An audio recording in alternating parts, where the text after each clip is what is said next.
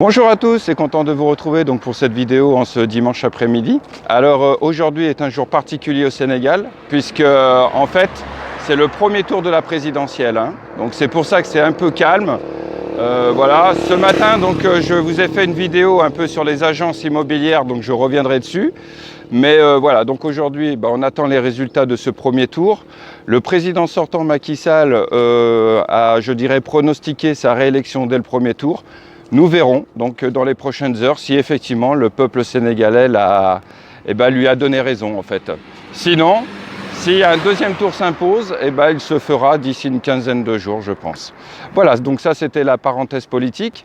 Là, je suis avec mon fameux Sénégalois, Tidiane. Ça va, tu vas bien? Oui, ça va. Voilà. Juste si tu veux dire quelque chose. Voilà, bonjour. Alors, je vous remercie pour tous vos messages. Voilà, pour mon anniversaire. Voilà, je suis très content. Merci. Salam alaikum. Wa diaspora maa di nuyu beaucoup et maa di remercier si message yu nekk si YouTube pour sama anniversaire. Voilà, content naa bu bari. Merci. Super. Voilà, impeccable. Ben voilà, donc ça c'était la petite intro. Je garde le micro à la main. Donc je vous retrouve après. Donc je vous ai fait une petite présentation des différentes agences qu'il y a sur Saly. Je n'ai fait que l'axe principal, c'est-à-dire entre chez moi jusqu'au golf. J'ai compté, il y a 18 agences immobilières. Vous voyez un peu le topo.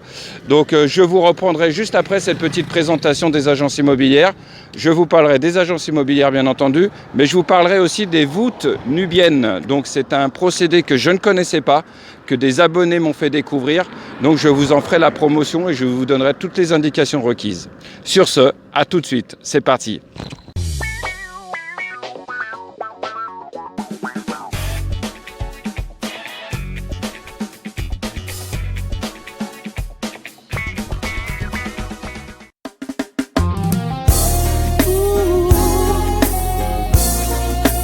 Zion. Mankara what is Banana International. Hey, vas-y leur dire on n'en peut plus du mot du CFA. On n'en peut plus du mot du CFA. 60 ans que ça dure ce mot du CFA. Dis-leur le peuple d'Afrique qui n'en peut plus du mot du CFA. Je suis pas esclave, je vais me libérer. Je suis pas l'oncle Tom, je suis pas le traître qui m'a sidéré. Selon ce qu'on il faut que j'attende, il faudrait différer. Il me dit on n'est pas prêt, on n'est pas mûr, qu'il faudrait tempérer. On n'est pas là pour les attendre, on va se fédérer. Trouver des solutions, même si c'est dur, on pourra tout gérer. La pompe Afrique, on connaît pas la peine de s'ingérer. Tu dis c'est pour mon bien, mais toi tu bouffes, moi j'ai pas digéré. Je suis pas esclave dans ta plantation. Je suis pas ton négro dans la plantation. Moi je suis pas libre dans ta plantation. Radicalement moi je dis merde dans ta plantation. On n'en peut plus. C'est pas vraiment non. On n'en veut plus. C'est pas vraiment non. On n'en peut plus. On n'en veut plus. C'est pas vraiment non. Pourquoi imposer le CFA? Qu'est-ce qui nous apporte dans notre vie ce mot du CFA? Pauvre endetté dans la merde à cause du CFA. La misère en nom des initiales, c'est le CFA. On nous impose une monnaie coloniale. Dans nos rangs, c'est plein de collabos. Me voilà de retour, donc toujours en train de marcher. En fait, je me dirige vers la résidence tennis. J'ai un départ aujourd'hui. J'avais loué le bien pendant 4-5 jours. Le client part aujourd'hui donc sur Dakar. Alors il y a un truc que je comprends pas parce que normalement j'avais été informé qu'il y a un décret ministériel qui empêche je dirais le déplacement entre les régions. Logiquement aujourd'hui les gens ne peuvent pas revenir sur Dakar et inversement les gens ne peuvent pas partir de Dakar par exemple pour venir sur Saly. Bon, le client que je l'ai informé mais apparemment il part quand même. Bon je verrai bien. Il me tiendra au courant, il me dira un peu ce qu'il en découle. Donc il n'empêche que là je me dirige pour faire le départ, c'est-à-dire récupérer les clés et qu'il me paye les charges d'électricité, d'eau, comme je l'avais expliqué dans une vidéo sur les charges locatives, d'accord? Voilà, alors comme vous avez pu voir dans la vidéo, je vous ai filmé les différentes agences immobilières qu'il y a sur Saly, 18, vous avez vu, j'en ai compté 18. Mais je n'ai pas comptabilisé toutes les agences qui se trouvent dans les rues adjacentes ou dans les rues parallèles. Et même sans parler des agences immobilières qui, elles, se situent soit du côté de Ngaparou, même avant Ngaparou, ou alors celles qui sont même, je dirais, juste avant l'entrée de Sali. Donc ça représente, hein, c'est pour vous dire un peu le phénomène, hein, c'est impressionnant. Je ne parle pas non plus des agents immobiliers, enfin des agents entre guillemets, de ceux qui travaillent dans l'immobilier, mais de manière informelle, c'est-à-dire qui n'ont pas de site internet, qui n'ont pas de bureau, voilà, qui travaillent comme ça, je dirais, à l'arrache, aussi bien des Européens que des Sénégalais. Donc vous voyez un petit peu, c'est impressionnant. Alors est-ce que je dois voir ça comme une menace? Pas vraiment, en toute franchise, non.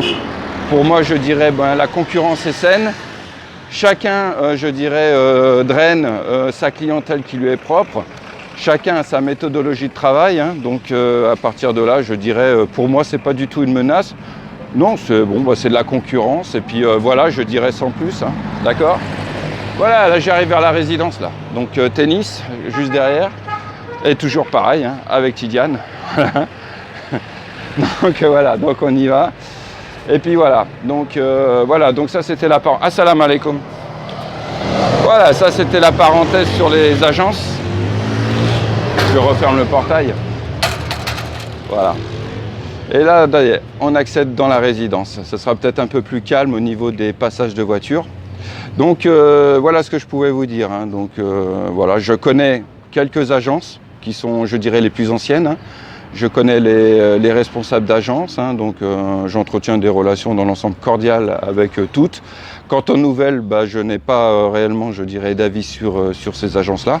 Je leur souhaite simplement qu'elles puissent pérenniser leurs chiffres, hein, leurs activités sur Sali.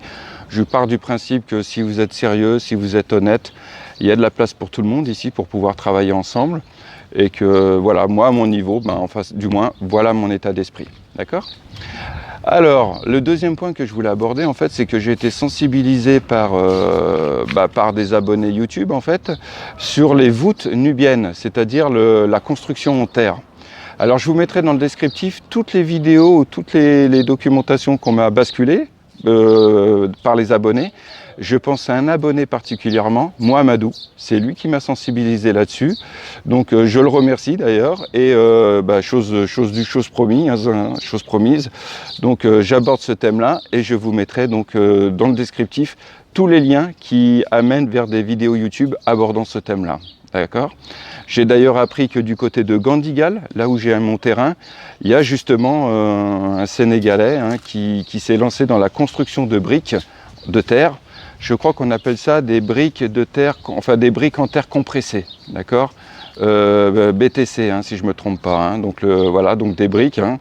Et en fin de compte, il s'avère que ce genre de procédé, que je me casse pas la figure. Donc il s'avère que ce genre de procédé, effectivement, je pense que c'est beaucoup plus conforme par rapport à ici, en fait, hein, puisque c'est simplement des méthodes de construction qui existaient ici il y a bien longtemps. Et en fait, ces gens-là se chargent simplement de les remettre à l'ordre du jour. D'accord ?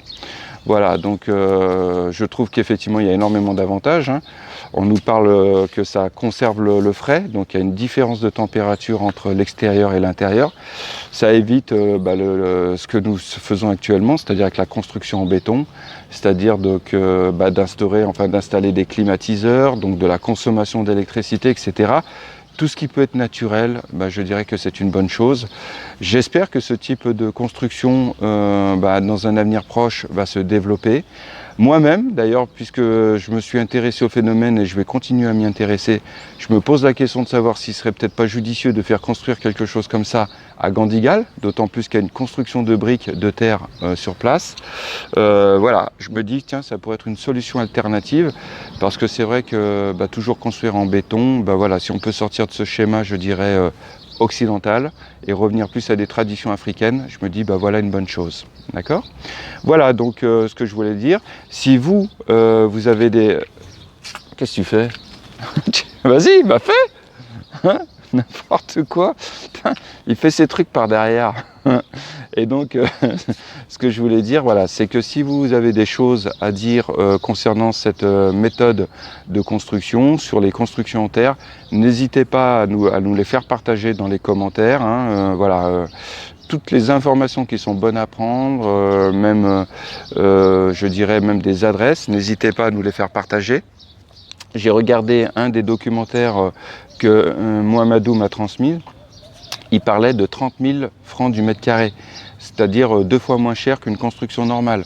Bon, ça se passe au Burkina Faso, alors je ne sais pas si les tarifs sont les mêmes ici, mais voilà, il parlait donc d'une tarification à 30 000 du mètre carré. En fait, le principe des voûtes nubiennes repose, c'est sur les murs porteurs, si j'ai bien compris. Ce sont les murs porteurs qui, en fait, quand tout est construit, ça s'auto-consolide de par l'architecture, par la configuration du bâtiment, ainsi que les voûtes.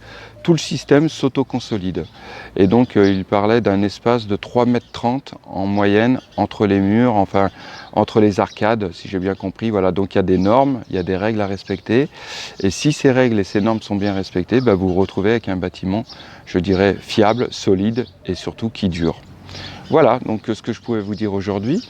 En tout cas, bah, je vous souhaite une bonne continuation. Vous voyez, donc là, on est toujours à tennis. Franchement, j'aime bien, c'est vraiment agréable. Hein, qu'est-ce que t'en penses de tennis? Ouais, c'est bien, t'es tranquille? Voilà. Bon, t'as encore une semaine avec moi? Ouais, je l'ai encore une semaine. Et après, retour à Dakar. Hein? Bon, t'as un pronostic, toi? Non? Oh, Sur la politique, non? Tu sais pas? si, Bon.